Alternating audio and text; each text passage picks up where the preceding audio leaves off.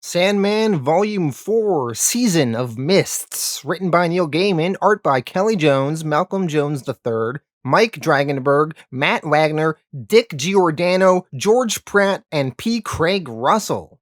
Alright, Season of Mists. All I'm going to say to tease this volume is that Morpheus, he is going back to hell to confront Lucifer, and that confrontation does not go down exactly as we may expect it to. Let's dive into it. Volume 4, Season of Mists. Issue 21, Prologue. Destiny of the Endless is in his realm, tending to his garden, containing all possible destinies of present, past, and future. Destiny makes no path of his own, he makes no decisions, picks no branching ways. His way is laid out, drawn, and defined, from the beginning of time to the end of everything. In his realm, Destiny is visited by the three fates, the three witches we've always been seeing. They tell Destiny that a king will forsake his kingdom, life and death will clash and fray, the oldest battle begins once more, and all these things have their genesis here in your garden. They then leave. Destiny, he looks in his book, and he reads that this meeting with the three has been outlined there in every detail.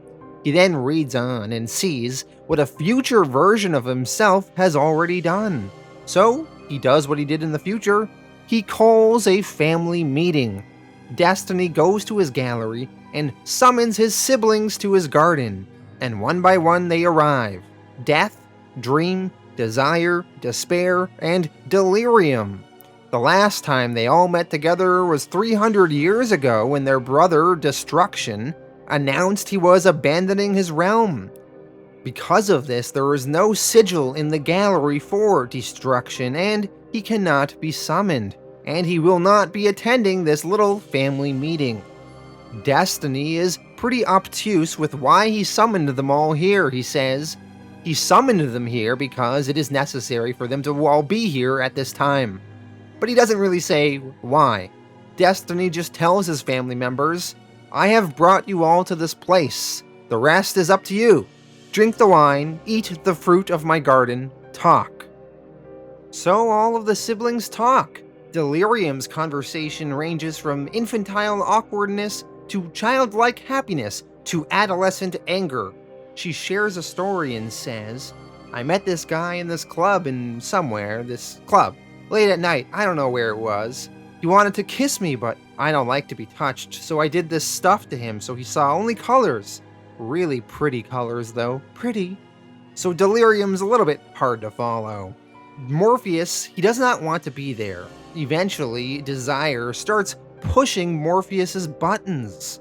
Desire starts taunting him about his intolerant treatment of his former lover, Nada, who he imprisoned in hell, and she has been there for the past 10,000 years.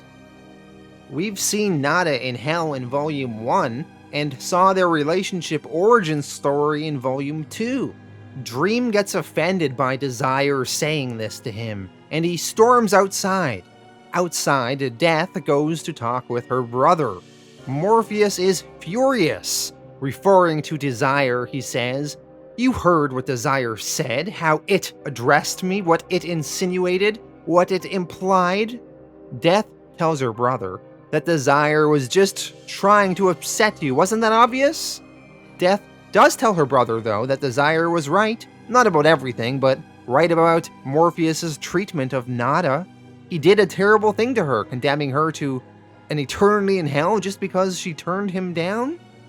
Morpheus's immense respect for his sister, Death, leads him to seriously consider her assessment, as he would not, coming from Desire. Morpheus, he eventually concedes to her wisdom in the matter. Perhaps he was too intense with his punishment of Nada. He should forgive her. Morpheus, he then vows to return to hell and make things right. First, he must go back to his realm, though, and prepare. Morpheus, he knows it will be dangerous, though, even for him. He tells his sister, I shall bring Nada out of hell, or I shall see you again soon, my sister. See you for one final time, implying that he may die. As Morpheus leaves, Death returns to the rest of her family and tells them that Morpheus has left. She says perhaps they should talk further. Destiny says that is not necessary. Morpheus is returning to hell. It has begun. The purpose of this meeting is now over. Actions have been put into place. Issue 22, Episode 1. Morpheus, before he goes to hell, has to get his affairs in order. He calls an all-hands meeting in the Dreaming. Lucian, Matthew the Raven, and many other dreams arrive. Morpheus explains the situation and how he is going to hell to free this Nada woman. And the last time he was in hell, he embarrassed Lucifer, so returning to hell is not a wise decision, but he must do it. If Morpheus is destroyed in hell, another will fill his shoes, and he wants all the dreams here to be accommodating to whomever this new figure will be that might assume his role. Now, if he is imprisoned in hell, well, things might be more difficult then. Morpheus, he bids them all goodbye for now. He hopes that he will see them all again. Morpheus and Matthew the Raven talk a bit, just the two of them. We learn through their conversation that Lucifer is apparently more powerful than Morpheus, but Lucifer is less powerful than God the Creator himself. Matthew asks Morpheus, well, at least you have the element of surprise on your side, sir, in going to hell. Morpheus explains, though, that would not be honorable, Matthew. He has already sent a messenger to Lucifer to let him know that he will be coming. Morpheus says one must do things properly. Morpheus has sent his servant Cain to hell to act as an envoy to give Lucifer the message that he's coming. Cain is apparently protected by God's mark and cannot be destroyed. That is why Morpheus chose Cain for this task. Cain travels and informs Lucifer of Morpheus's impending arrival in hell. Lucifer proceeds to mock and torture Cain as they briefly travel through hell. Lucifer, holding Cain by his hair as he flies him around, finally stops and tells Cain, "Oh, go back to your master. Tell him we received his message. Tell him that we will be waiting for him. Tell him that hell is anticipating his visit most avidly. Now go." And with the message delivered, Cain is cast out of hell. Morpheus, before he goes to hell, he goes to visit Lita Hall.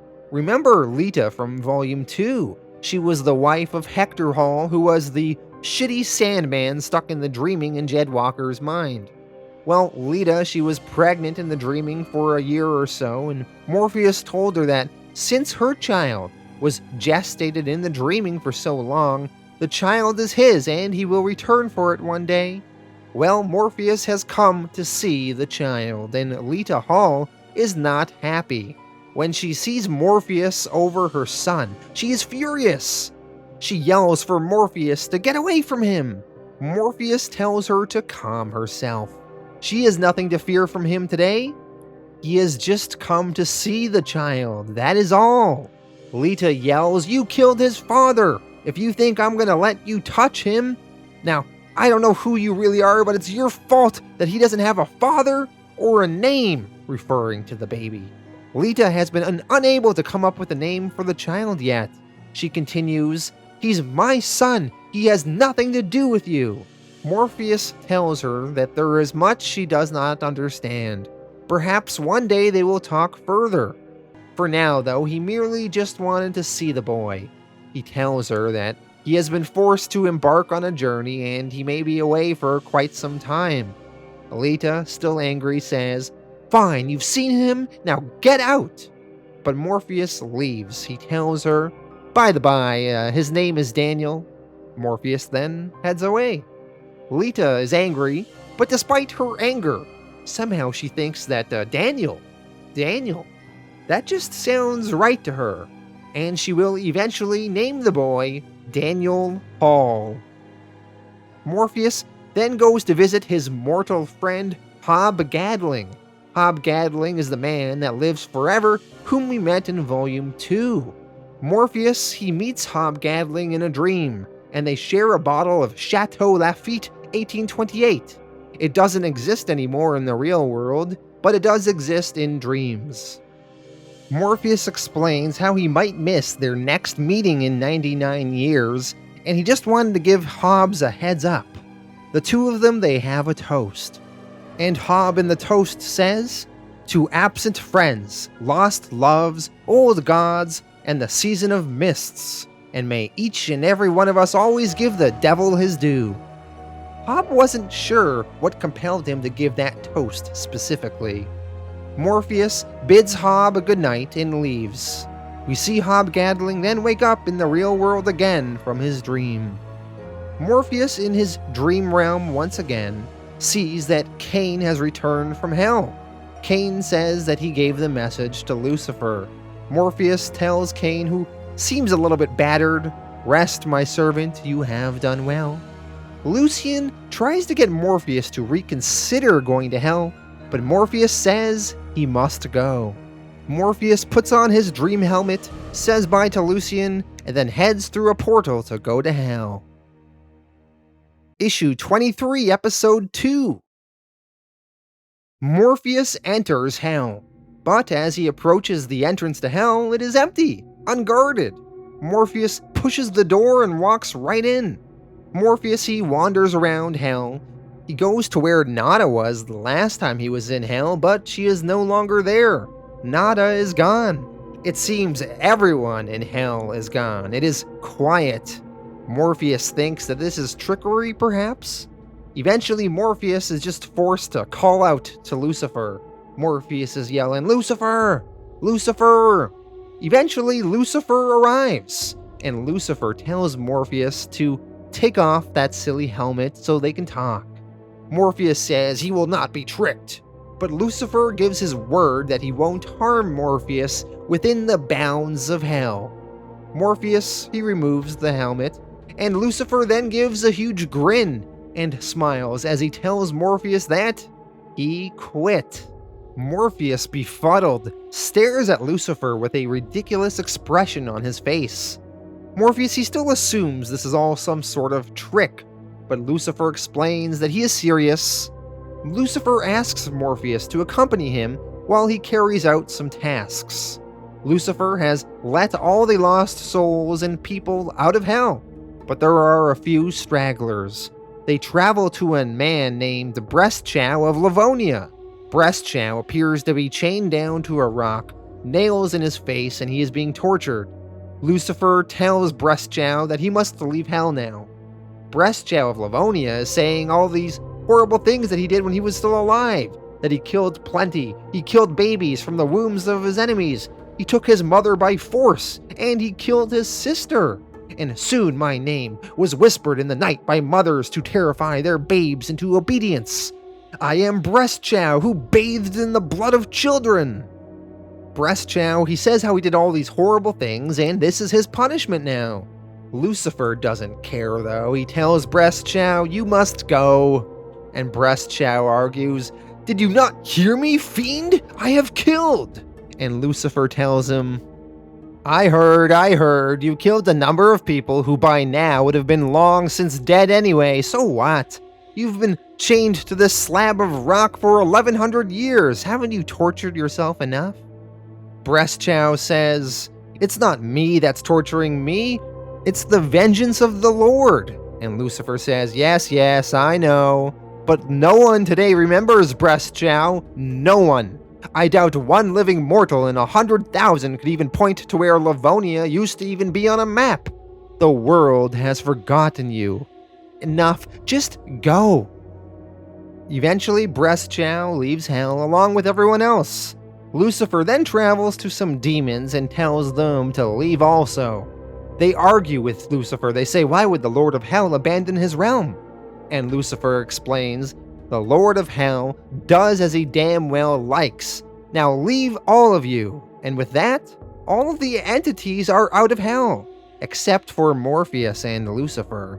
Lucifer explains to Morpheus that he has been here in hell for 10 billion years.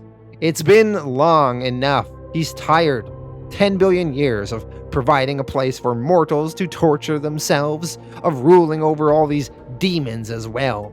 Now remember in Volume 1 we learned that Lucifer was co-ruling hell with two other demons, Beelzebub and Azazel.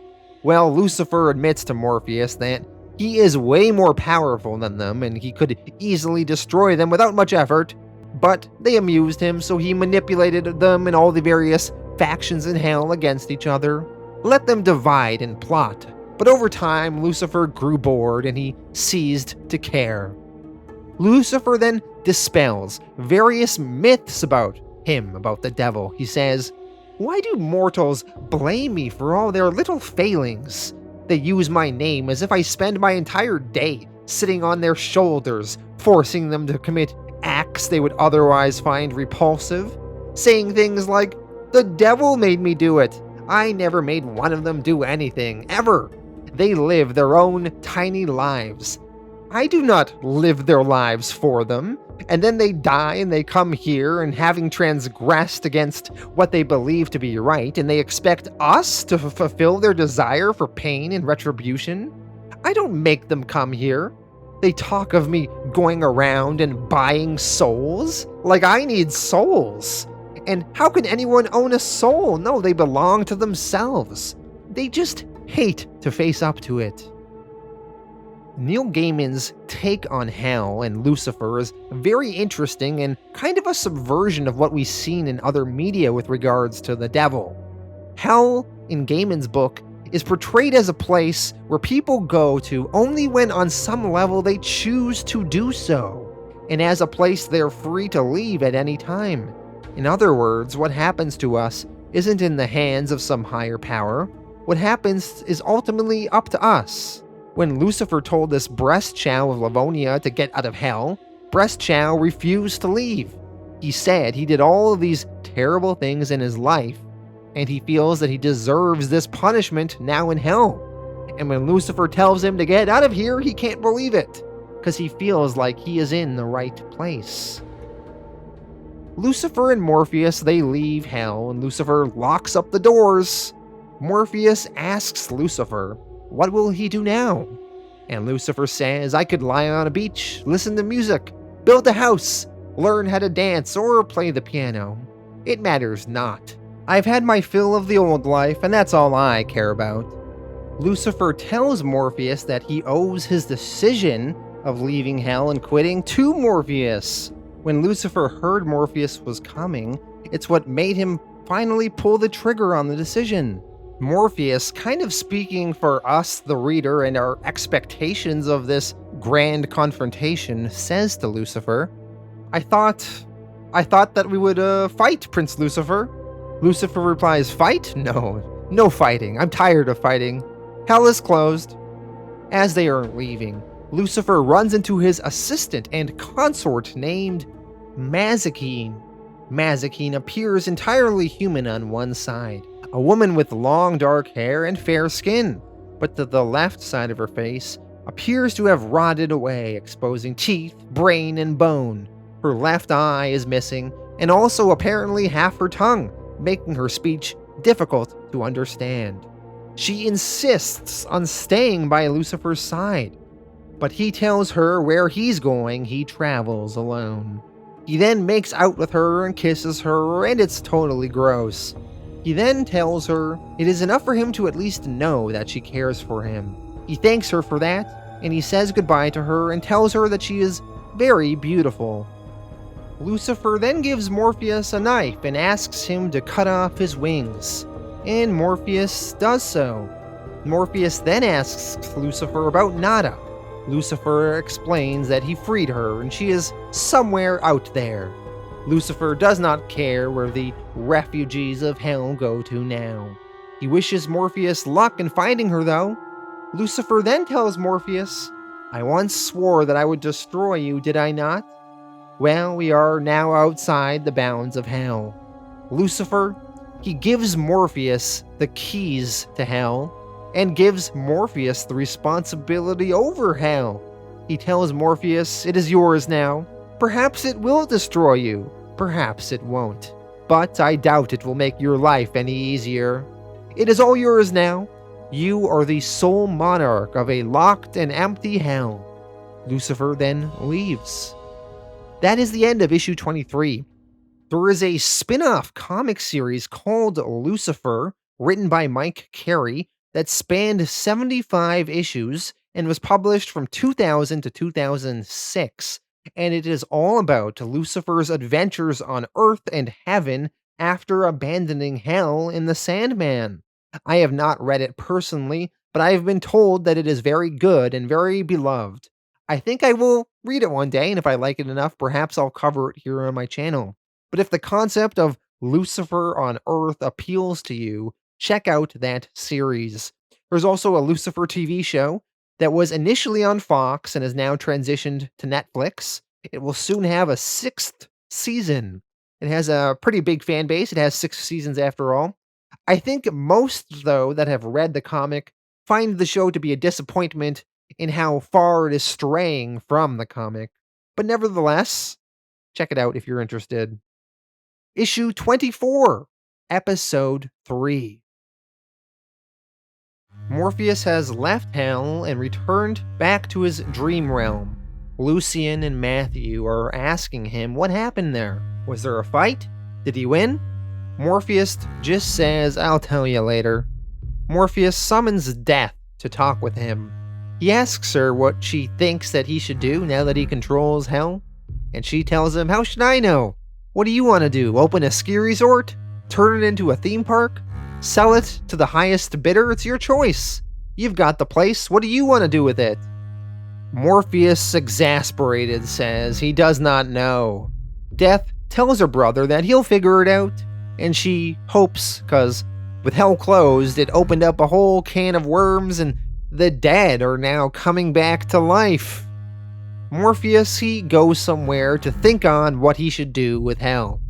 Eventually, Morpheus is told that there are many visitors at the gates of the dreaming. Morpheus says, "Tell them to go away," but he is told that some of them are gods. Morpheus, exasperated some more, says, Fine, let them in." At the gates of the dreaming, many gods and entities from many different religious pantheons and cultures show up to visit Morpheus. They are all here to get Morpheus to give them the key to Hell, as they each feel they are worthy of it. Some of the gods that have come for the key to Hell are the Norse gods, Odin, Thor, and Loki. One thing that takes some getting used to is that Neil Gaiman's Odin, Thor, and Loki are much more similar to their actual Norse legends and myth, rather than the way they are often portrayed in Marvel comics. The Norse Thor and the Thor in Sandman has red hair, not blonde. And Thor is also really stupid, he is easily made drunk, and if you rub his hammer, it gets bigger. One thing I want to also point out is that Neil Gaiman frickin' loves Norse mythology. He wrote a novel in 2001 called American Gods, and Odin, Thor, and Loki were also characters in that. That was also adapted into a TV show if you're interested in that. Neil Gaiman in 2017 literally wrote a book called Norse Mythology, which contains a retelling of several stories from Norse mythology. In addition to the Norse gods, also showing up to see Morpheus are the Egyptian gods, Anubis, the Lord of the Dead of the Nile Delta, Bast, the Lady of Cats, and Bes, a household deity. There is also Suzono o no Mikoto, a storm god of the Shinto pantheon. From Hell, there is also Azazel, who used to co-rule Hell with Lucifer. And there is Kranzan, who Morpheus had a reality battle with in Volume 1. And there is Merkin, the mother of spiders. Also showing up to see Morpheus are Lord Kilderkin, who is the manifestation of order in the guise of an empty cardboard box. carried by a floating genie-like being. There is Shivering Jemmy, the manifestation of chaos, which appears in the form of a small girl in clown makeup. There are also two angels present, Duma, the angel of silence, and Ramiel, the angel of hope. The two angels have been sent simply to observe. They do not wish to have control of hell. Morpheus, he invites them all into the dreaming. He says that suites and accommodations are being made for them all, and they will be shown to their rooms, and there will be a banquet tonight. And tomorrow they'll all talk about what's to be done with hell. Issue 25, Episode 4. At a boarding school, we meet a 13-year-old boy named Charles Rowland. It is the holidays, so all the other kids at the school have gone home, but Charles's dad is in Kuwait, so Charles, he's forced to spend the holidays at the school with the elderly headmaster. Now, with Lucifer having abandoned hell, the dead are now coming back to life, and various boys and other people that have died in or around this school start coming back to life. The headmaster's mother has come back to life, as well as some other boys who died there and had no place else which they could return. Some other boys that were bullies when they were alive, they start picking on Charles. Eventually, a headmaster of the school that died in 1916, who is now back from the dead, he starts leading the school and he says that he will fulfill his duties. And he's called an assembly here, and there's all these dead students everywhere, and Charles, who's still alive. One of the dead boys who died in 1977, choking on his own vomit from booze and pills, that is now alive again, asks the headmaster, joking, "What are we gonna study? Dead languages?" The headmaster replies, "You are schoolboys and you are at school. You've come to school to study, and therefore you will study." He doesn't care that they are all dead.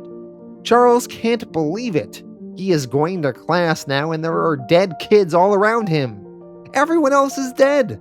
And because they're all dead, they don't eat, so no one bothers to feed Charles, and he's so hungry. One night, he decides to sneak into the kitchen to eat some food. But there's 3 dead bully kids there, and they grab Charles and they torture him a bit, and they put him on the stove and they burn him and skewer him with forks. Charles was eventually rescued by the ghost of another boy named Edwin Payne that died in 1914. Edwin, he came back to life as well, and Edwin hid Charles in the attic of the school. Charles, his wounds festered, he descended into delirium, and eventually he died. Death arrived and she came for Charles, and she tells him that it's time for him to go. Charles, now dead and a ghost, is a spirit, and he is walking around looking at his dead body. Death tells Charles to come with him.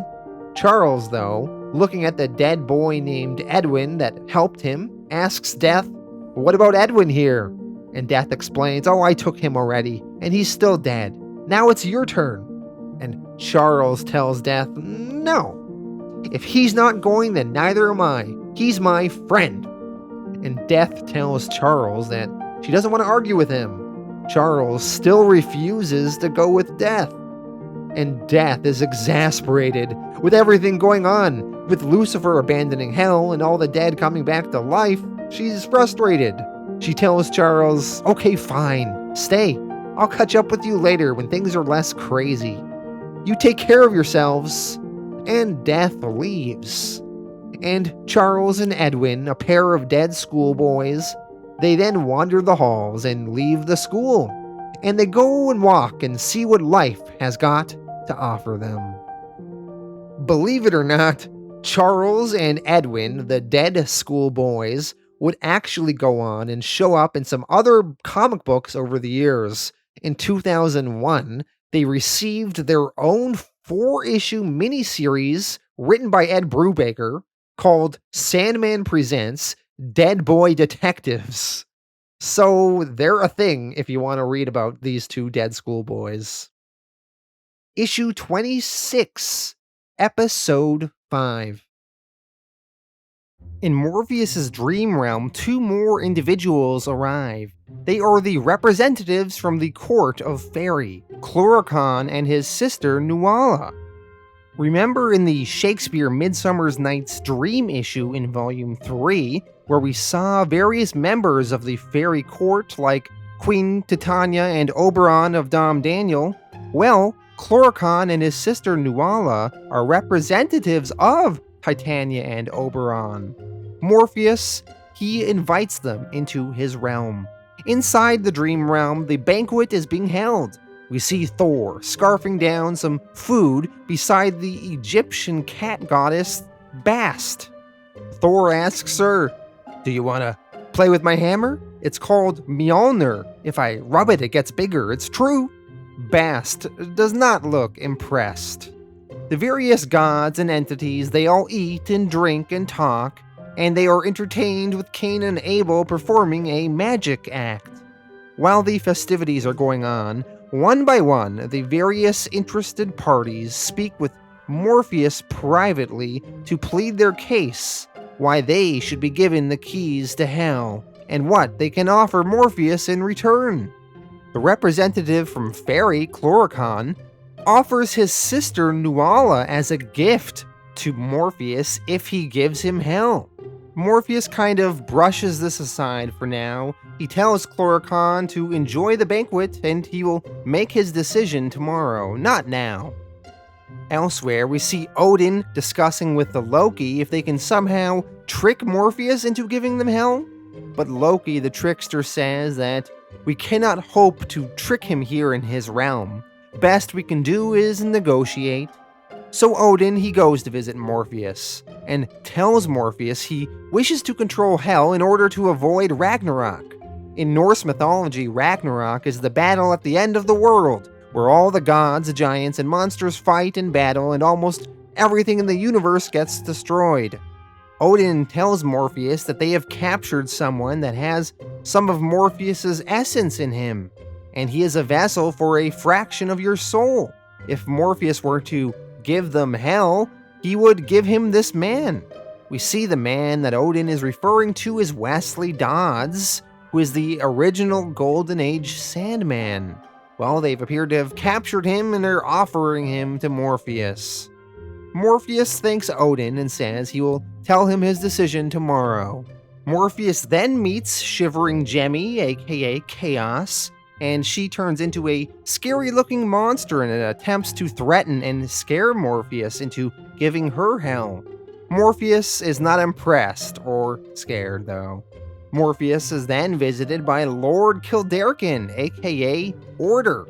The genie that carries him gives Morpheus a piece of paper that Order has written, which pleads Order's case for why he should have hell. Order offers to trade the dreams of the newly dead to Morpheus in exchange for it, but Morpheus is not impressed with that either. The Shinto storm god named Susanoo Nikamoto wishes to add hell to a new underworld controlled by his family, which has been formed by assimilating other lesser pantheons. He tells Morpheus to name his price, whatever it is, they will pay it. Morpheus tells him that he will give it careful consideration. Note that Morpheus is drawn to look slightly Asian-looking when he is meeting with this particular god. Next, Morpheus meets with Bast, the Egyptian cat goddess, and Morpheus is now drawn to look slightly more feline-like. The cat goddess offers to trade Morpheus information on where Morpheus's brother Destruction is and can be found. The demon Azazel comes to visit Morpheus. Azazel is depicted as a void of changing size and shape, populated with multiple sets of fangs and eyes. He wants hell back, as he feels it was rightfully his. He offers Morpheus a webbed up and trapped Choronzon for Morpheus to take revenge on. He also has Nada hostage, and Azazel knows Morpheus wants her. He tells Morpheus that if Morpheus doesn't give him hell, he will gobble her up and gulp her down and make her a part of him forever. Azazel, he thinks this is a done deal. He knows Morpheus wants Nada bad, but Morpheus tells Azazel, "Thank you, I will take the matter into consideration. You may leave now." Azazel, confused, asks, "What do you mean, take the matter under consideration? You want the girl, don't you? You went to hell for her, surely you'll trade her for a key that cost you nothing, that you don't even want?" Morpheus says to him, "Azazel, you have told me what you are offering me. I have understood you. You will hear my decision tomorrow. Now go." Morpheus, alone now, sits and reflects on all of the various offers he had. He doesn't know what to do. Issue 27, Episode 6. In the morning, all the various gods and entities have made their way to the main chamber, and they are awaiting Morpheus's decision. Before Morpheus can join them, though, and announce his decision, the two angels, Duma and Remiel, come to talk with Morpheus. Now, these angels are only here to observe for God. They do not wish to have control of hell. Remiel tells Morpheus that he has a message from God for Morpheus. God then appears to take over Remiel's body and speaks through him. God says, "There must be a hell. There must be a place for the demons, a place for the damned. Hell is heaven's reflection, it is heaven's shadow. They define each other, reward and punishment, hope and despair. There must be a hell, for without hell, heaven has no meaning." God's message ends. God wants Remiel and Duma to take over hell themselves. Hell cannot be entrusted to others who do not serve in his name directly. Remiel is horrified, though. He doesn't want to take over hell. He and Duma have been good angels for God, Remiel says, but this is neither fair nor just. We have done nothing to be cast out. We have never rebelled. We've fought bravely side by side against the armies of Lucifer.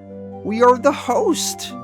So in a sense, God is banishing them to the darkness, exiling them from their Creator's light. Hell is supposed to be for those that have offended against his love. Remiel feels that this is wrong. He says that, you know what? He's going to rebel like Lucifer. He will protest. But then he freaks out and says, "But how can I rebel? Where could I go?" Because he could really only go to hell. Morpheus feels that Duma and Remiel speak for the creator of hell. And if the creator of hell wants to have control of it back, well, it's his creation and he's got to give it to him. So Morpheus gives the key to hell to Duma and Remiel to be the custodians of it. Hell is its creator's affair, after all, not his. Morpheus goes to see the others and announces the decision. Some of the other guests are upset. Azazel is by far the angriest. Azazel has Nada inside his void, and he tells Morpheus, "I know your rules. You offered us hospitality when we arrived here. You can do nothing now to harm any of us. I will leave here as I came, and Nada, your little human sweetheart, will leave here with me." He then says that he will devour her soul. Morpheus tells Azazel, "I offered hospitality to all my visitors.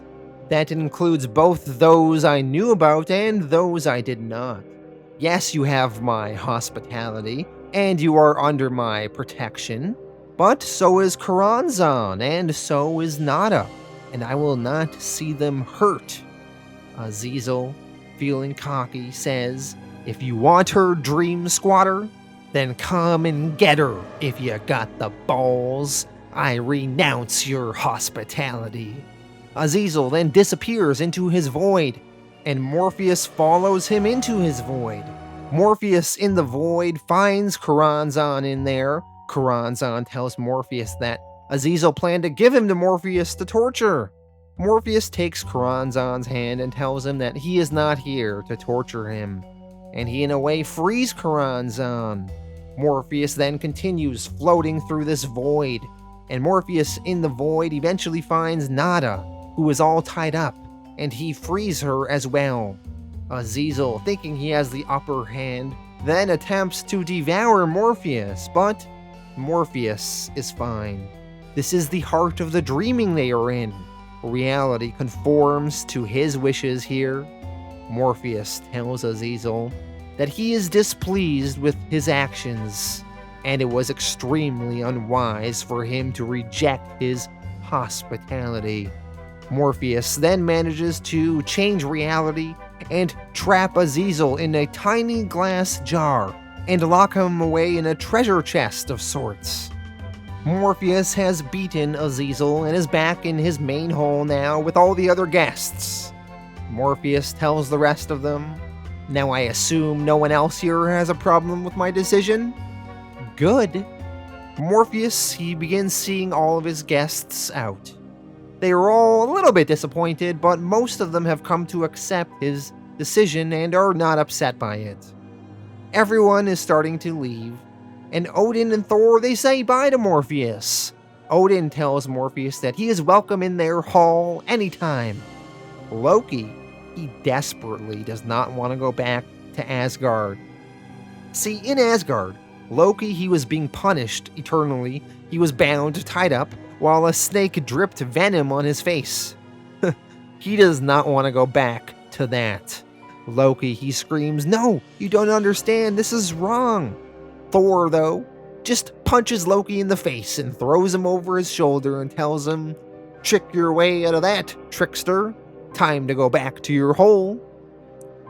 The Norse gods leave, and the others leave, and eventually Matthew the Raven tells Morpheus that Lord Chloricon, his sister Nuala, and the Japanese storm god Susanoo no Mikoto wish to stay another day and perhaps talk with Morpheus some more. Morpheus says that that is okay, make the proper accommodations for them. Morpheus also tells Matthew to tell Nada that the two of them need to talk. They may not want to talk, but they need to. Issue 28. Episode 7. In hell, the angels Ramiel and Duma are overseeing all of the demons and lost souls as they line up and return to hell. Morpheus, who is in his African Lord Kekukul form, visits Nada and they talk. Nada discusses how awful hell was and how she was there for 10,000 years. Morpheus at first gives a half-hearted sounding apology. He says, "I think I may have acted wrongly. I think perhaps I should apologize. I should tell you that I'm sorry." Nadia, angry, says, "Oh, you think you may have acted wrongly? You think perhaps you'll apologize? You think?" She slaps Morpheus in the face. Morpheus is surprised that Nada struck him. No one may strike him here at the heart of the dreaming. Morpheus eventually, though, gives a more heartwarming apology. He says, "I am sorry, Nada. You are right. What I did was foolish and heartless and unfair. You hurt my pride and I hurt you, and I was wrong. There is nothing else I can say." Nada, she accepts this more sincere apology. Morpheus asks her once again if she would like to stay and be his queen. She says no. She has not changed her mind from when he last asked her that. She then asks Morpheus if he would give up his position so that they can be together. Morpheus replies that she has suggested this once before and his answer has not changed. He has responsibilities. He cannot abandon them. If you remember back in Volume 2, the origin story of Morpheus and Nada's relationship, it was said that the men of the tribe told one version of the story, and the woman told a different version of the story of Morpheus and Nada. Well, in the woman's version of the story, it is included that Nada asked Morpheus to give up his responsibilities, his position, so that they can be together, and Morpheus refused. That little bit of context and info was left out of the men's version of that story. Well, if she will not stay with him and he will not stay with her, then Morpheus says it's time for them to discuss what her future may be. Elsewhere in Morpheus's dream realm, Susanoo no Mikoto, the Japanese storm god, is still around. He is walking a little bit suspiciously. Morpheus eventually catches up with him, and Morpheus figures out that Susanoo no Mikoto is actually Loki in disguise. Morpheus calls him out, and Loki changes back into his normal-looking Loki form. See, in Asgard, remember Loki was being punished, bound, and acid pouring in his face? Well, he didn't want to go back to that. So, being the trickster he is, he somehow switched places with Susanoo no Mikoto last issue. And when Thor punched Loki in the face, Thor was punching Susanoo. While Loki, he is begging Morpheus not to send him back there. Don't send him back to getting acid dripped in his face.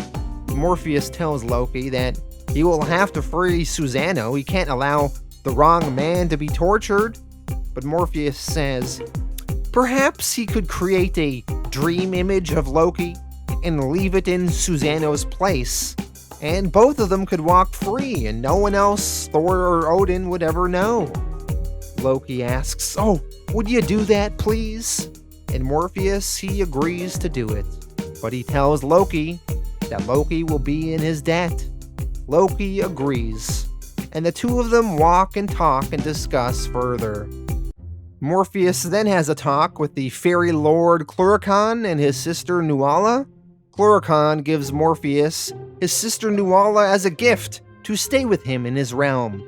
Even though Morpheus didn't give him hell, Nuala is still a gift to be given, a sign of respect. Nuala, she really doesn't want to be given to Morpheus. She wants no part of this. But her brother doesn't care. She has no choice in the matter. Morpheus, he doesn't want her either, but Cluracan tells Morpheus, look, reject Titania's gift if you will, but the queen will not be pleased, and Nuala herself will risk her severest displeasure if you don't take her. Morpheus, without much of a choice, is forced to accept her. He tells her, though, if she is to remain here in his dream realm, she must remove her glamour magics that mask her appearance. Morpheus dislikes other little magics in his realm, see? Nuala, she removes her glamour, and we see her more homely appearance. With all that dealt with, Morpheus then goes and says bye to Nada. He has given her a few options of what she may do from here, and she has decided to be reincarnated, and Morpheus grants her wish. Before he does, though, he tells her that he will always care for her, he will not forget her, and she will always be welcome into the dreaming, no matter what form she takes. In a hospital in Hong Kong, Nada is born and reincarnated into the body of a baby infant, and Morpheus visits her and tells her farewell. Elsewhere, we see Lucifer sitting on a beach in Australia. He is watching a sunset with an old man who told Lucifer that he had a shit life, but that any god that can do sunsets like that, a different one every night, you gotta respect it. As the old man leaves and Lucifer watches the sun set that night, he admits that the old man had a point, that sunset was bloody marvelous. Elsewhere, Destiny of the Endless is reading his book, and everything that happened in it is exactly as we read it. And that is the end of Volume 4. Okay, so that was Volume 4, and I thought this was one of the most fun volumes of Sandman yet. I loved the family meeting in the first issue. I loved Morpheus going to hell and confronting Lucifer. We're all expecting a big, huge fight, which would have been cool if we did get that. But still, it is a fun subversion of expectations to have Lucifer saying, I quit, and giving Morpheus the keys to hell. That was great stuff. And then Morpheus has these keys to hell, and he has to get rid of it, and all of these different gods from these different pantheons show up in the dreaming to make their case to Morpheus. So really, really fun concept, idea, and execution. I thought this was a really solid volume. We have Morpheus freeing Nada and seeing the repercussions of that, so that was great. My only kind of negatives are that it takes some getting used to the different interpretations of the Norse gods and Thor and Loki getting acid dripped in his face. And also Azazel, that whole battle was pretty trippy and weird, where Morpheus goes into his sort of void and battles him. So that was interesting. But yeah, I thought this was a great volume. I'm going to give it an 8.5 out of 10. Thank you all for watching. I'll be back in the future with Sandman Volume 5.